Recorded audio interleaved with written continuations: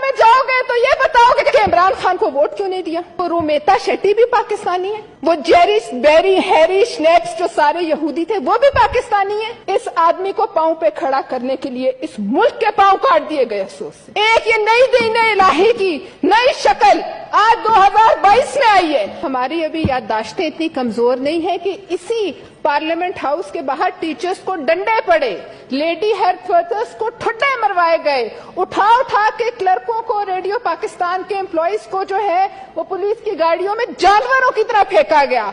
और ये आज हमें ये बता रहे हैं कि चंद लोगों ने इनसे बदतमीजी की।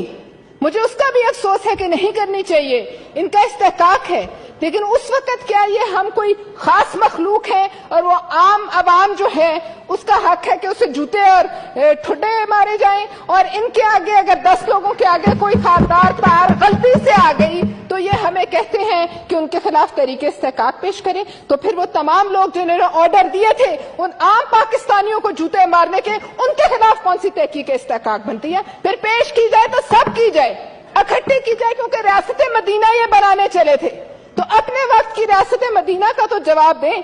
और चेयरमैन साहब, दूसरी बात, ये आज हमें बता रहे हैं कि ममनुआ फंडिंग पे बात हो गई। आज भी शर्म नहीं कि इंपोर्टेड हुकूमत, ममनुआ फंडिंग अलग है, फॉरेन फंडिंग अलग है। हमें सिर्फ ये बताए और ये कि आपको लोग कह रहे हैं पाकिस्तानी के, तो हमने पैसे दिए थे, ये पैसा तो मैंने दिया था। तो वो रोमेता शेट्टी भी पाकिस्तानी है, वो जेरिस बेरी हैरी स्नैप्स जो सारे यहूदी थे वो भी पाकिस्तानी है। उनका भी हमें आप दिखा दीजिए पाकिस्तानी होने का सबूत, ताकि हम मान लें वो सब कहां से थे। वो सारे पैसे आए तो रियासत मदीना बनेगी यहूदियों के पैसों से और भारतीयों के पैसों से। और दूसरों को आप समझाएंगे कि आप इंपोर्टेड हुकूमत है, आप शिर्क करते हैं।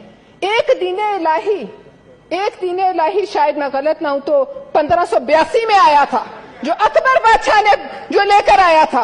एक ये नई दीन इलाही की नई